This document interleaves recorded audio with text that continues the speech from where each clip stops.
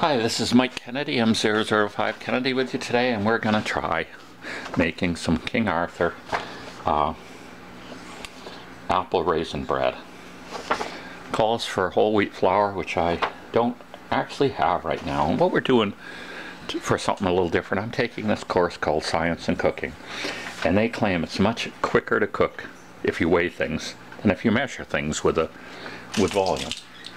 So I click the button on this King Arthur recipe. Now I will I'll give you the link to this recipe too, so you can try it yourself. And it converted everything except the small items. In other words, baking soda, baking powder, and salt, the cinnamon, and we have some optional ginger root, which I don't have, which we're not going to put in, and everything else we have, but we're going to try the weights. Okay, so first we'll preheat the oven to 350. We've done that. Lightly grease the pan. We're going to do that. I've got a double-walled pan here. I like this a lot. Notice how I didn't spray the scale with it. Okay, that's done. Set that aside. The first thing they want us to do is beat the butter and sugar until smooth. Well, got a problem already.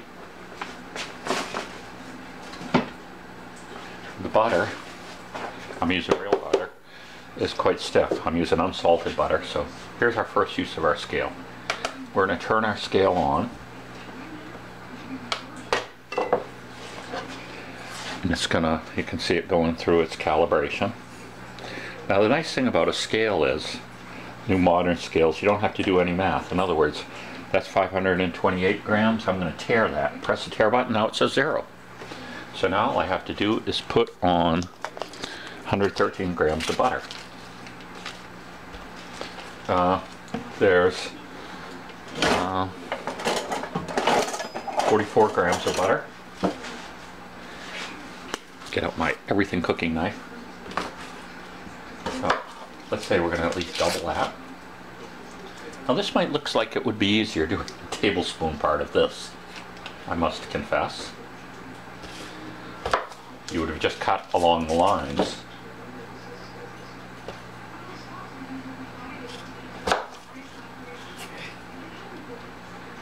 We don't have to be super exact here. 105, let's get a sliver more. 114, close enough. Okay. I'll put that on the microwave and give it a blast for like 20-30 seconds to make it soft.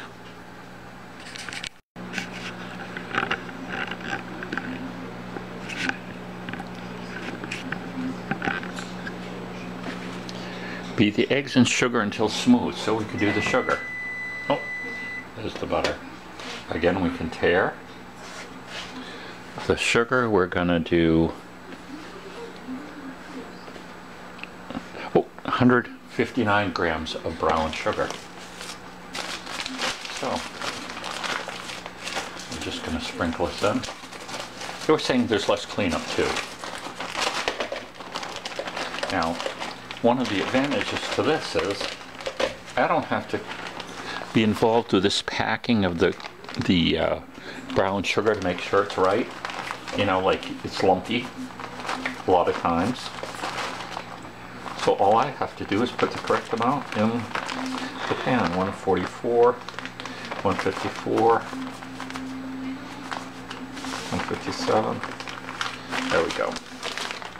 Okay, so we get that in there. Take that. I'm going to get the butter. Now I've melted the butter. I'm going to throw that in.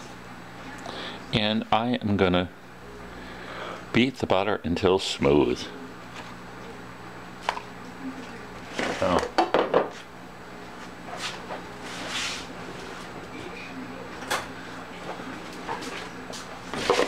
I always use a fork. I'm not supposed to do that, I guess. I don't know, but that's what I always did, so that's what I'm going to do. Now, the brown sugar is obviously a little on the lumpy side, so trying to make sure it's not lumpy by the time I get done.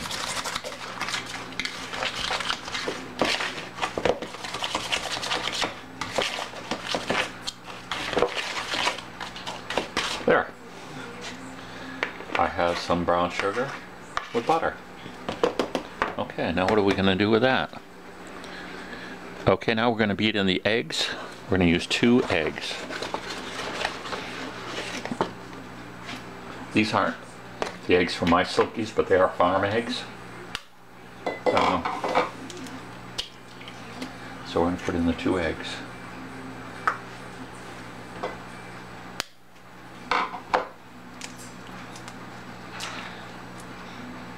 Okay, we're going to beat those in.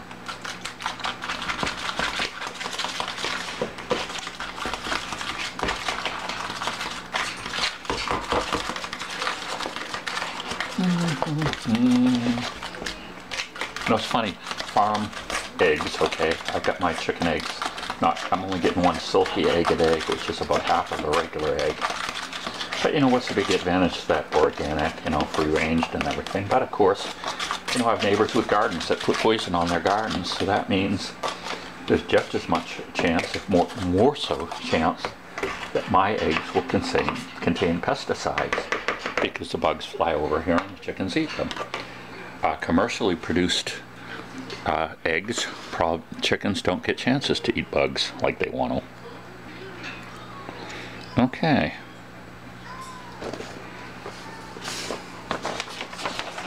Now we continue on with the other ingredients.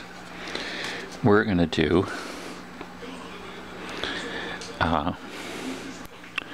255 grams of applesauce. Now, so here's where we go.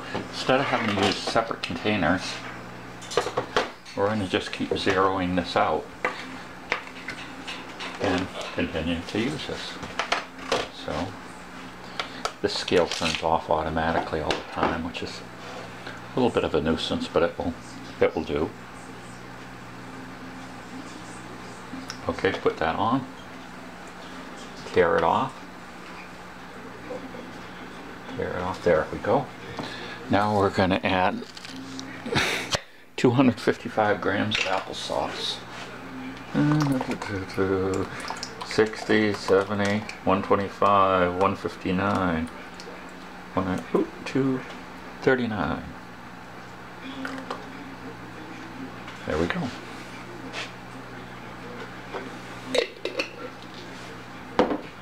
Take that off and get a little bit of mixing. There. Okay. Now, let's see what other equipment we need. We're going to do 28 grams of water. So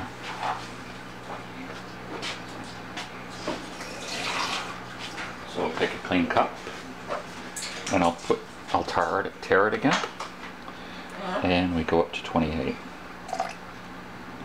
6, 20. There's 28 grams of water. You could have used apple juice for that too, which would have been probably better, but I didn't have any. Okay, now for some reason it reverts back to the teaspoon method. Probably because they figured that King Arthur figures people don't have good scales at home. So I am going to use a half a teaspoon of baking powder in this.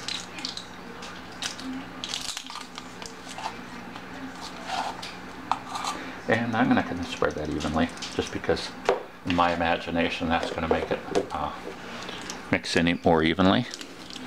And I'm going to do half a teaspoon of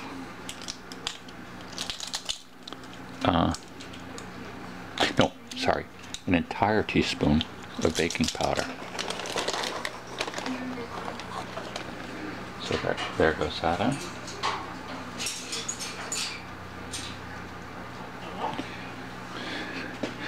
Okay, then I'm going to add a half a teaspoon of salt.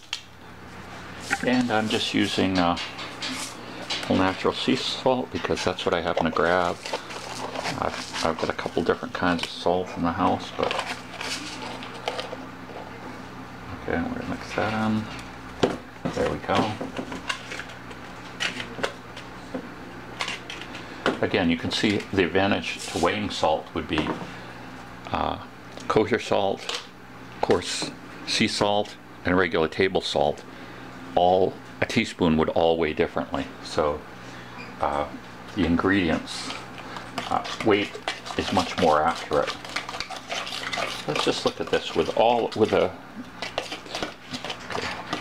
Okay, mix that in. Now, what do we get for final ingredients? We get a teaspoon of ground cinnamon.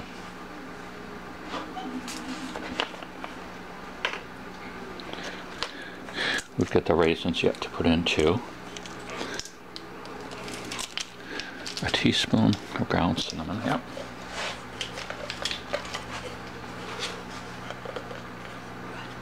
A teaspoon of ground cinnamon. That's in there.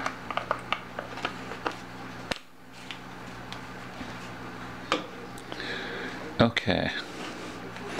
Now we're going to put in 255 grams of flour. So again, we're going to, the scales have shut off automatically.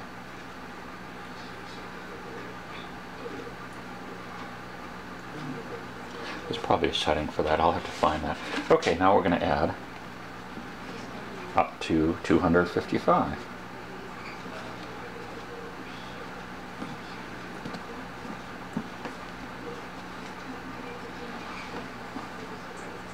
$2.11, $2.53, that's close enough. Of course, this is much more accurate than if you had measured. If you, on the course they did flour, and they had 4 cooks there, and they each measured a cup of flour, and it was like plus or minus 10 or 15% the weight. So everybody got a different size cup of flour. Okay, so we're going to mix this in.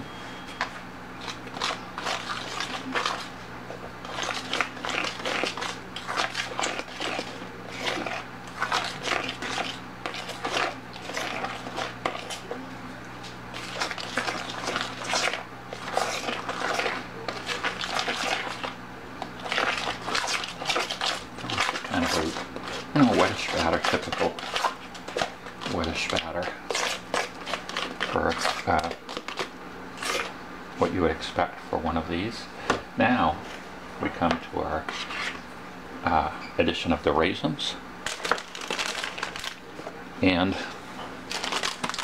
the raisins that are called for are 170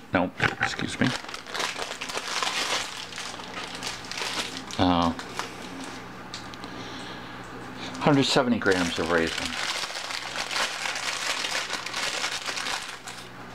So again, we're going to tare that to get that, that other 200 plus weight off there. And we're going to recheck the weight because I've forgotten it already. 170 grams of raisins.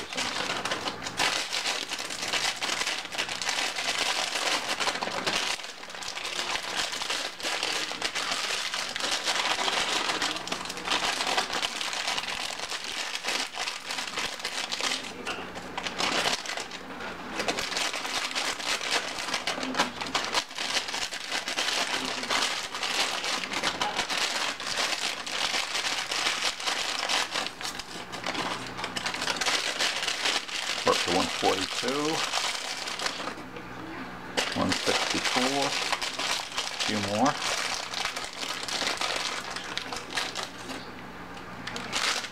177, right on the nose. I can't believe it. Now they do have an option of here, chopped nuts, which we're not doing. And so there we go. I'm going to double check my ingredients.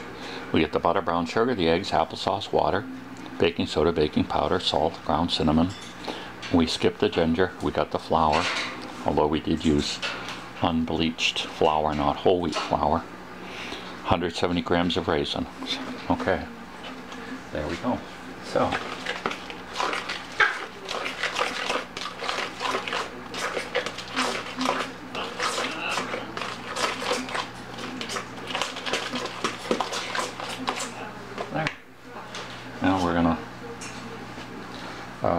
scales to the side here, just so we don't mess them up. And then we're gonna put it in the pan. Okay. Now we're gonna get rid of that fork for a minute. And now we're gonna do this.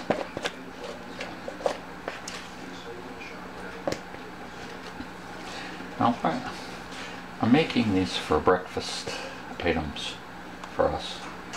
So this is cheaper than buying things.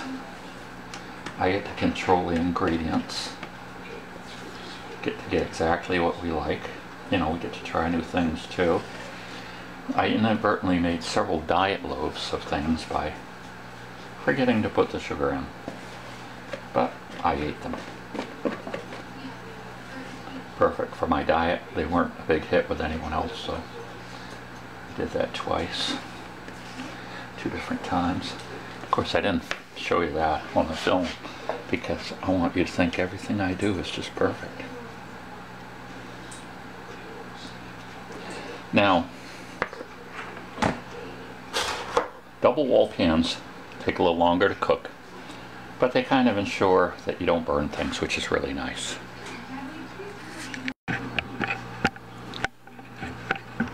So we're in the oven now. Let's see if I can set the timer for 16 minutes. There. Okay, in an hour it should be done. Like I say, I'll have to check it because that's a recommended time, but the double walls sometimes require some extra cooking time. Back in an hour. So we got a few more minutes in the oven, but I want to show you the cleanup difference. Here we got the bowl, the spatula. I had to use a bowl to melt the butter in. I suppose if I had left the butter out long enough, I wouldn't have had to bother with that. I had my thing I mixed with. And of course I had to use measuring spoons because they were, the weights weren't in for the smaller amounts, but I guess you can see that I cut out all the measuring cups I would have used for the liquid and the solids. I could have measured the solids first and done the liquid second, so that would have cut down the amount of measuring cups. But I think the point is well taken that using a scale is, I'm going to turn it on just so it lights up. Using a scale is more accurate, but is actually quicker because you use less vessels and cleanup time is less. The site I was that I'm taking the course from, it's called Science in Cooking. They claimed a skilled chef, which I am certainly not, it can take as little as a quarter of the time to cook with measurements, with weights, as it just does to cook with volumes. Basically, we're talking volumes here. So weights, they claim, take a quarter of the time to get the same task done. I'm sure that includes the cleanup and everything too. So we're almost ready in the oven. Here we go. It looks like a success. I'm just going to show you, I did this before it left the oven, but this is the clean oven. Clean knife test. You put the knife all the way in, take it all the way out. If it comes out clean, that's a pretty good sign it's cooked. When you do a double-walled pan, you want to make sure you stick it to the bottom, because since this is double-walled, sometimes the bottom won't be as cooked as much as the top, and you want to make sure you don't have anything raw in there. So there we go. Now we got to wait for it to cool a bit, and we're going to try it out. Looks yummy so far. Okay. Still a little warm, but I'm going to try anyway. To flip it. And it came out perfect. Oh, almost perfect. Got a little spot that wasn't. There we go. It's nice and warm, and I'm dying to try it. So I'm going to take a piece off. Very dark color. Brown sugar, of course.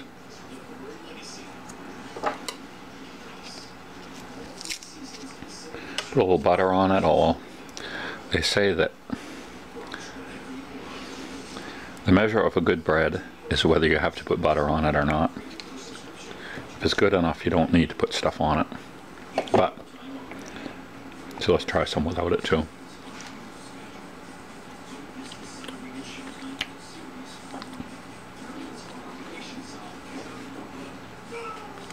It's good. Very good, very brown, sugary.